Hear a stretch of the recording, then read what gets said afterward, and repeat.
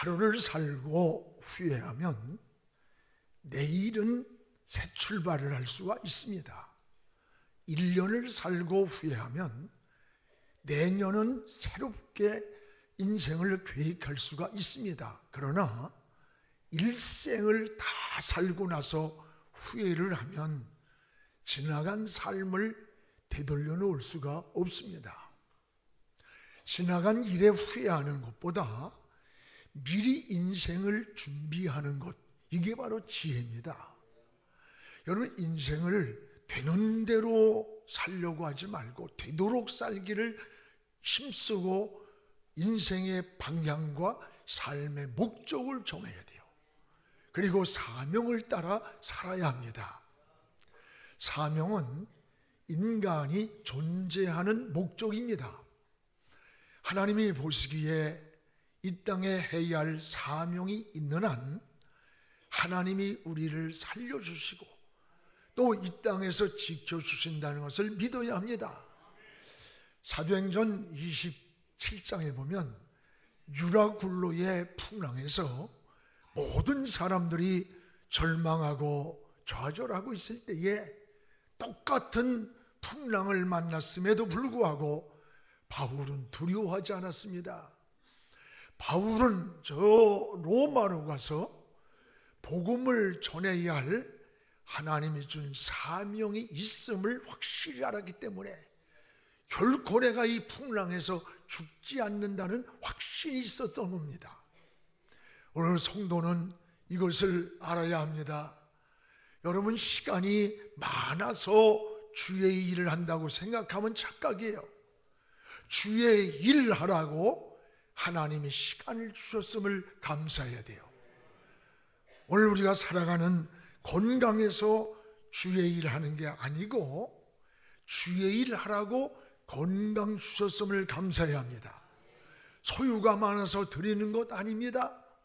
주님의 일을 하라고 내게 소유를 주셨다고 감사해야 돼요. 내가 무슨 재능이 뛰어나서 봉사한다는 교만한 생각까지는 안 돼요. 나에게 봉사하라고 이런 재능을 주셨음을 고백할 때 내가 섬기는 일이, 봉사하는 일이 감사가 되고 은혜가 되는 거예요. 올해도 한 해에 마침표를 찍고 결산을 준비하고 있습니다. 그리고 새해를 위한 각 부서의 사명을 여러분에게 맡기고자 합니다. 우리는 각자 주어진 사명이 있습니다. 모든 생명체는 이 사명을 가지고 존재하는 겁니다. 여러분, 하나님이 만드신 창조물 속에는 사명이라고 하는 원리를 가지고 있습니다. 그 원리를 따라 살아가는 것, 이것을 사명이라고 말합니다. 땅은 지리가 있고 물질에는 물리가 있고 몸에는 생리가 있고 마음에는 심리가 있듯이 하나님은 영이시기 때문에 하나님의 영적 원리가 있는 거예요.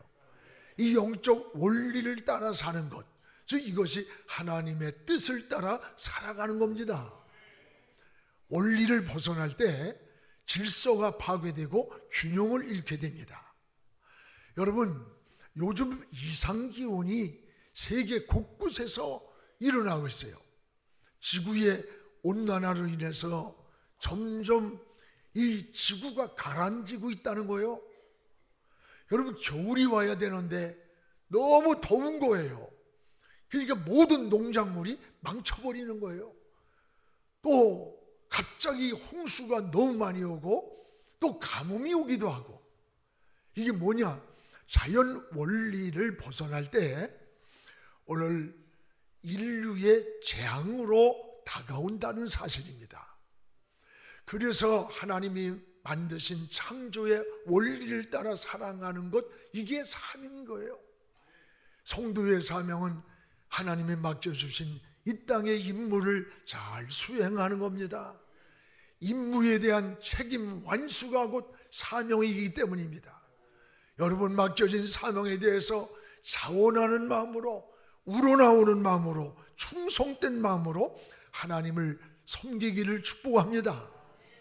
오늘 말씀에 당시 부패하고 타락한 시대에 여러분 그 시대를 깨울 수 있는 선지자로 하나님이 불렀어요. 누구를 보내야 할고, 이 타락된 시대를 깨우고 이 부패한 시대 하나님이 살릴 수 있는 이런 선지자를 누구를 보내야 할고 할 때 이사야가 내가 여기 있나이다, 나를 보내소서, 내가 여기 있습니다, 나를 보내주세요, 반응을 하는 거예요. 바로 이것이 사명입니다. 주어진 임무에 지원하는 마음인 것입니다. 성경에 사도 바울도 그러했습니다. 사도행전 20장 24절에 사명을 위해서 생명까지 귀하게 여기지 않는다라고 했어요. 바울이 생명까지, 목숨까지 걸 만한 그 사명이 무엇이었습니까? 바로 복음이었습니다. 복음. 십자가에 피 묻은 이 복음을 깨달은 이후에 바울은 이것을 전하는 일을 위해서는 내가 목숨을 걸었다는 거예요. 복음이 뭐예요? 예수 그리스도, 예수 안에 있는 생명, 예수 안에 있는 영원한 천국 가는 길, 평안, 안식이 예수 그리스도 안에 있음을 깨닫고 이 복음을 전하기 위해 목숨을 걸었다는 거예요. 그렇습니다. 여러분, 자기 사명을 발견한 사람은 인생이 행복한 거예요. 감격하는 거예요. 가장 가치 있게 살는 것을 깨닫게 됩니다. 특히 하나님의 사람은 세 가지를 발견해야 합니다. 하나는 하나님을 발견하고, 또 하나는 자신을 발견해야 돼요. 그리고 사명을 발견하며 사는 게 은혜의 삶이요, 이게 하나님의 사람입니다. 오늘 말씀에 나오는 이사야가 바로 그러했습니다. 이사야는 11대 유대왕이었습니다. 그런데 이사야는 유대 11대 왕인 이 우시야가 죽던 해에 있던 선지자예요. 근데 그 죽던 해에 이 우시야가 죽는 것을 보고 큰 충격을 받고 성전으로 올라가서 하나님께 기도하다가 세 가지를 발견하게 됩니다.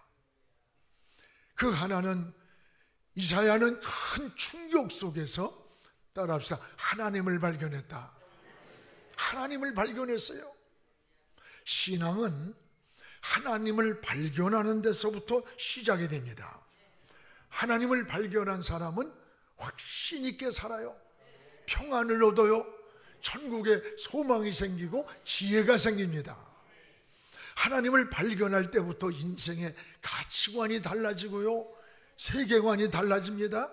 추구하는 목적과 삶의 방향이 달라지는 거예요. 오늘 본문에 나오는 이사야가 그러했습니다. 그는 하나님을 만나면서부터 사명을 발견하게 됩니다. 근데 놀라운 사실은 하나님을 만나는 그 타이밍이 언제였는가? 평안할 때, 좋을 때, 무엇이 잘 될 때가 아니라 오히려 거룩한 충격을 받았을 때 하나님을 발견하는 그런 시간이 되었습니다. 오늘 1절에 보면 이사야는 우시야 왕이 죽던 해에, 누가 죽던 해에? 우시야 왕이 죽던 해에 하나님을 만났습니다. 오늘 1절을 같이 한번 읽어보겠습니다.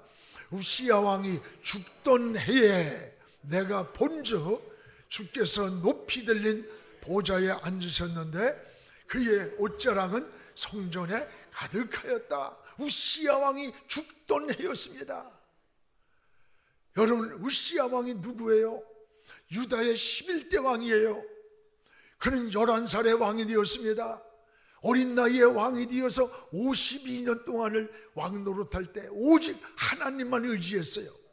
하나님은 그를 축복해 줬습니다. 그런데 세월이 가면서 풍요하고 부강해지고 힘있고 권세 있게 되니까 하나님을 떠나는 거예요. 하나님을 멀리하고 하나님의 영역을 몰고 누렸습니다. 제사장들만이 들어갈 수 있는 성소에 들어가서 어느 날 불을 밝히겠다는 거예요. 제사장들이 울면서 말렸습니다. 왕이요, 여기는 제사장의 영역이기 때문에 여기를 들어가면 큰일 납니다. 그런데 우시야 왕이 뭐라래요? 야, 천하를 호령하는 내가 보잘것없는 저 제사장들만 들어가는 저기를 못 들어가다니. 그 제사장들이 울며 만류하는데도 성소에 들어가서 불을 밝히고 나오는데 그 시간 온몸에 반점이 생기며 고름이 나고 온몸에 한센병이 즉시 그냥 발발하는 거예요. 하나님의 영역을 침범하는 우시야 왕, 하나님은 그 시간에 즉시 버려버렸어요. 구약에는 한센병은 이게 하나님께로부터 온 죄의 상징이었습니다. 그래서 지위고하를 막론하고 이 한센병에 걸린 것은 그 자리에서 쫓겨나게 되는데, 그 천하를 호령하던 왕의 자리에서 한센병이 걸리자마자 쫓겨나서 비참하게 살다가 죽었어요. 우시야 왕의 이 죽던 해에 이 우시야 왕의 죽음을 보고 이사야가 충격을 받은 거예요. 천하를 호령하던 우시야 왕이라 할지라도 하나님이 한 번 버리니까, 하나님이 손을 떼니까 하루아침에 비참하게 끝나는 것을 보고 그는 충격을 받고 어디로 갔습니까? 성전으로 올라가서 하나님 앞에 기도했습니다. 하나님을 찾고 하나님을 바라보았을 때 거기에서 하나님의 거룩함을 발견한 거예요. 저 하늘이 열리면서 스랍들이 찬양하는 성가대의 모습 속에 하나님의 보좌에 계신 것을 보았던 거예요.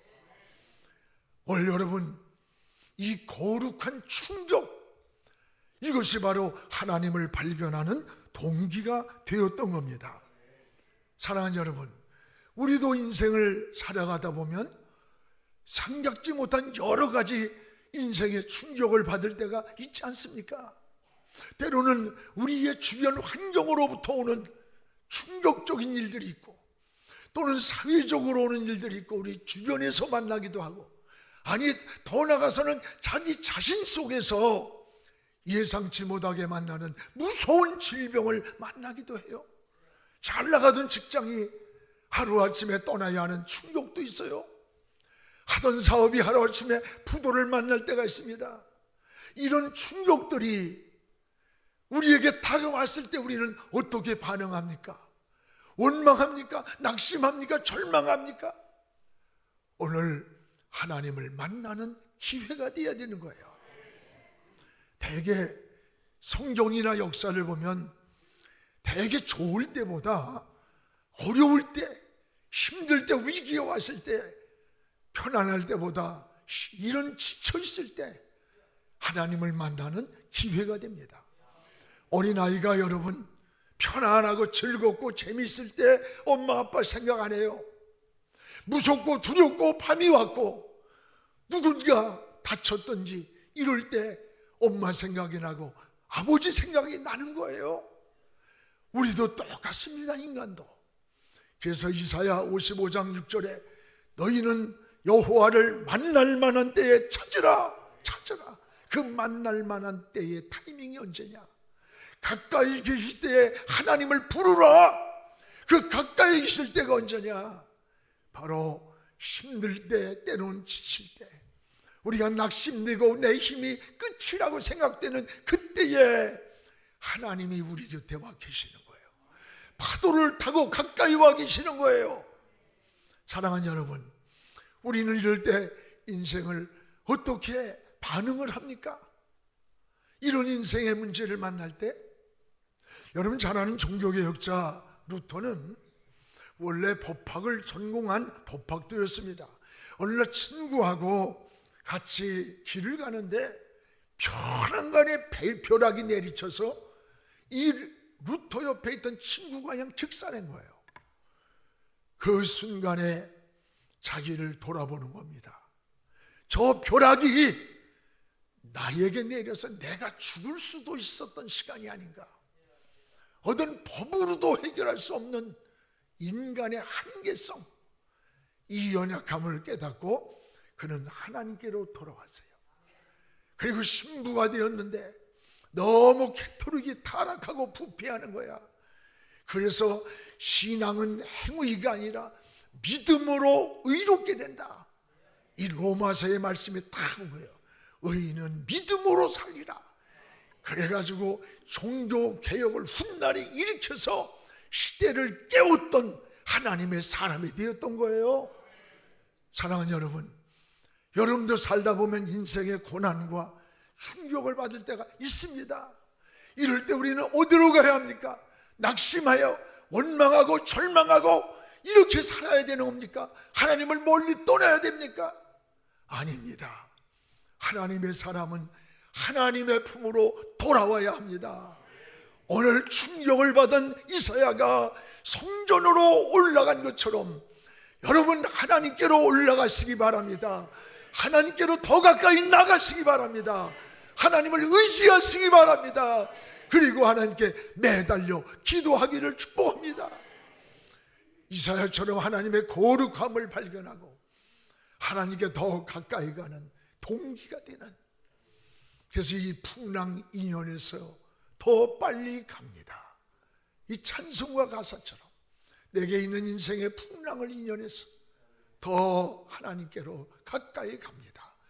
이게 우리의 신앙의 고백이 되기를 주의 이름으로 축복을 합니다. 또한 무엇보다도 오늘 이사야는 하나님의 거룩함 앞에서 여러분 따라합시다. 자신을 발견했다. 자신을 발견했습니다. 여러분 은혜가 뭐라고 생각합니까? 은혜는 자기 발견입니다. 오늘 5절을 한번 같이 읽겠습니다. 그때 내가 말하되 화로다 나여 망하게 되었도다.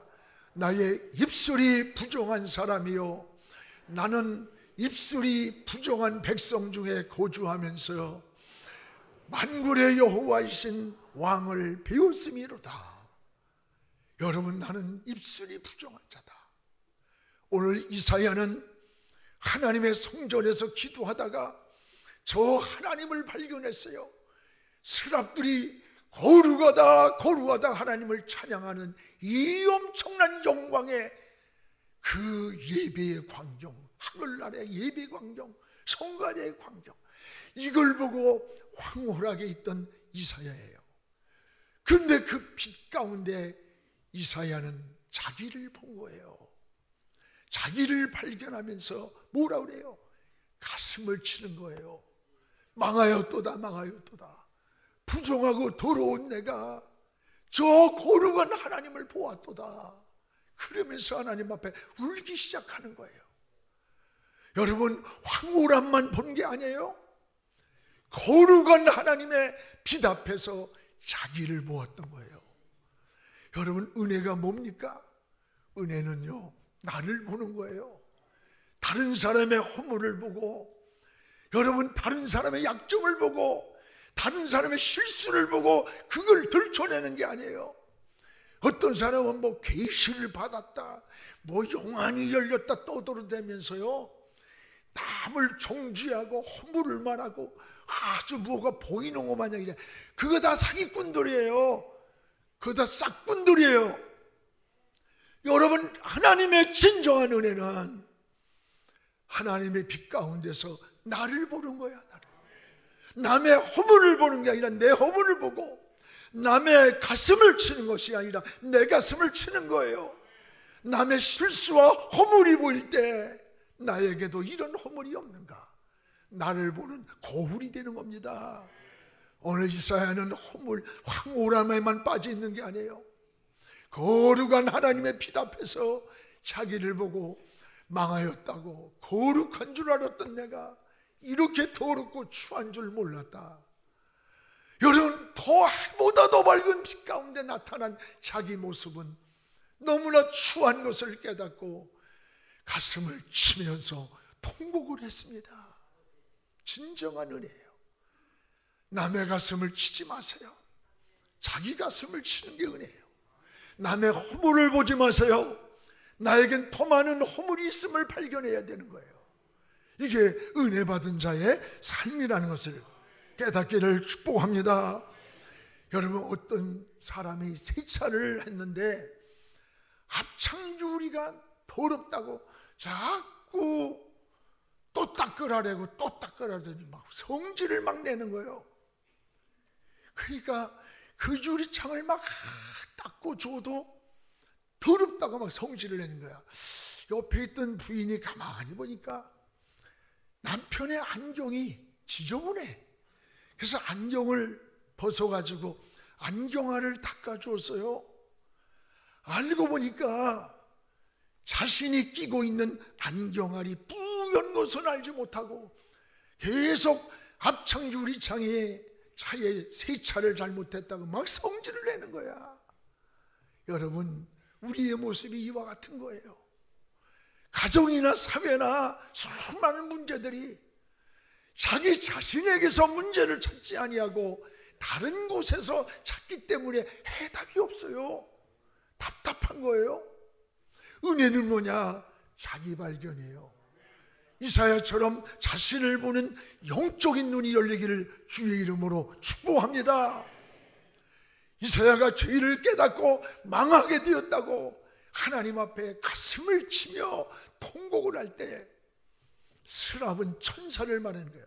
천사가 숯불에 달구어진 그 불덩어리를 가지고 이사야의 입술에 대면서 7절에 뭐라 그래요? 내 악이 제하여졌다. 네 죄가 사해졌느니라. 할렐루야. 바로 이겁니다. 나의 허물을 깨닫고 나를 발견하고 내 죄를 고백할 때에 여러분, 주의 사자가 나타나서 은혜의 불, 성령의 불을 내려준 거예요. 하나님의 은혜의 불입니다. 그리고 하나님은 모든 죄를 깨끗하게 사해 주신 거예요. 이게 하나님의 은혜인 거예요. 사랑하는 여러분, 은혜 받았다고 하면서 남의 허물이나 들추고 남의 약점이나 들추고 있지는 않습니까? 그것은 은혜가 아닙니다. 진정한 은혜 받은 자는 자기를 늘 보는 거예요. 자기를. 여러분도 자신의 허물을 보는 눈이 한없이 밝아지기를 축복합니다. 남의 허물을 보는 눈은 한없이 요도주기를 축복합니다. 이게 은혜예요. 오늘 해보다 더 밝은 빛 가운데서 자신의 죄를 깨닫는 시간에 하나님께서는 뭘 줬는 줄 알아요? 이사야에게 자기 사명이 무엇인가를 발견케 했습니다. 이사야는 그 빛 가운데서 용서만 받은 게 아니라 내가 이 땅에 세야 할 사명을 발견했던 거예요. 그게 오늘 8절에 나오는 본문 말씀 아닙니까? 우리 같이 읽겠습니다. 내가 또 주의 목소리를 들으니 주께서 이르시되 내가 누구를 보내며 누가 우리를 위하여 갈꼬 하시니 그때에 내가 이르되 내가 여기 있나이다 나를 보내소서. 내가 여기 있나이다 나를 보내소서. 여러분, 여호와의 목소리를 들으니 여호와의 목소리를 들었습니다. 오늘 여러분, 하나님의 목소리는 사명을 맡기려고 부르는 소리예요. 이사야를 쓰시려고 부르는 소리예요. 이사야를 축복하려고 부르는 소리예요. 오늘 이 하나님의 목소리가 여러분에게 들려오기를 축복합니다. 이사야는 이 하나님의 목소리가 들려올 때 뭐라 그랬어요? 내가 여기 있나이다. 내가 여기 있나이다. 나를 보내소서. 뜨거운 가슴으로 반응을 했던 거예요. 오늘 여러분, 하나님의 부르심을 우리는 소명이라고 말합니다. 그리고 그 부르심에 반응하는 것을 사명이라고 그러는 거예요. 우리도 하나님의 목소리를 들어야 돼요. 이 시대의 사명자를 찾는 목소리, 하나님의 목소리를 들을 때 이사야는 어떻게 반응했습니까? 내가 여기 있습니다. 내가 여기 있습니다. 나를 보내주소서. 이 말씀을 준비하면서 내 가슴이 뜨거웠어요. 82년도 목사 안수를 받을 때 막 눈물을 흘리면서 하나님, 내가 여기 있습니다. 나를 보내세요. 나를 써주소서. 목사라는 이름이 떨어지면 그날이 죽음과 동일한 시간이 되기를 원합니다. 그러면서 하나님께 막 매달리며 기도했던 그 일이 불현듯 마음에 떠올라서 그렇게 은혜가 되더라고. 여러분, 내가 여기 있습니다. 나를 써주세요. 나를 보내주세요. 하나님의 목소리를 듣는 이사야는 여러분, 하나님의 부름에, 사명에 반응했어요. 우리가 무슨 일을 하든지 억지로 하면 그건 노동이 되는 거예요. 즐겁게 하면 사명이 되는 거야. 우리 오케스트라가 여기서 찬양을 하고 악기를 다룰 때도요, 시간을 때우는 게 아니잖아. 내가 이 예배에 오늘 한 소리를 낼 수 있는 하모니를 이루고 연주를 한다. 이 얼마나 감사해요.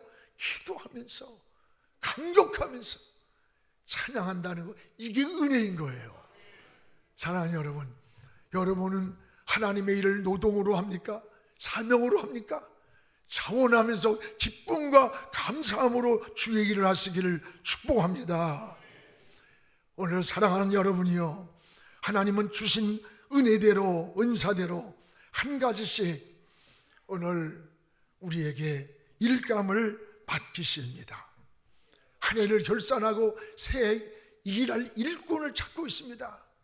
하나님이 주신 은사대로 여러분 한 가지, 두 가지, 세 가지는 하지 마세요. 세 가지를 할 때는 이 사역이 흐트러지기가 쉬워. 한 가지에 막 집중하세요. 여러분 4,000명이 넘는 우리 재직들이 한 가지씩만 맡아서 하세요. 전에 우리 김일동 장로님이 계실 때 사역을 조사해 보니까 1170개가 되더라고. 일할 수 있는 자리가 1170개야 교회. 지금은 2000개도 넘을 거예요. 여러분이 지금 앉아있는 이 성가대의 자리가, 교사의 자리가 신방사역자로, 전도사역자로, 어떤 이는 목자로 사역자로 일할 것이 너무 많습니다. 오늘 할 일은 많은데 여러분 일할 일꾼이 적다는 거예요. 하나님은 자원하는 사명자를 찾고 있습니다. 억지로 하는 자가 아니라 내가 여기 있습니다. 나를 써주소서. 여러분을 필요에 쓰는 시간에 하나님은 책임져 주는 거예요. 이것이 사명자의 길입니다. 하나님은 사명을 잘 감당하고 있는 동안에 여러분의 생명도 인생도 책임져 주시는 거예요. 성경은 일한 대로 갚아주신다 그랬어요. 주 안에서의 수고는 결코 헛되지 않다고 했습니다. 이 하나님의 은혜가 한 해를 결산하며 새해를 준비하는 이런 우리 영안의 식구가 되기를 주의 이름으로 축복을 합니다. 기도하겠습니다. 거룩하신 우리 아버지 하나님, 감사합니다. 오늘도 하나님 아버지, 내가 여기 있나이다, 내가 여기 있나이다 하나님의 부르심에 소명을 깨닫게 하시고 부르심에 반응하는 저희들에게 축복하여 주시옵소서. 하나님, 기쁨으로 주의 일을 감당하고 감격하며 주의 일을 감당케 하시고 주의 일하는 동안에 건강도 주시고 생명도 주시고 장애물이 없게 완주할 수 있는 은혜를 허락하여 주시옵소서. 예수님의 이름으로 기도하옵나이다. 아멘.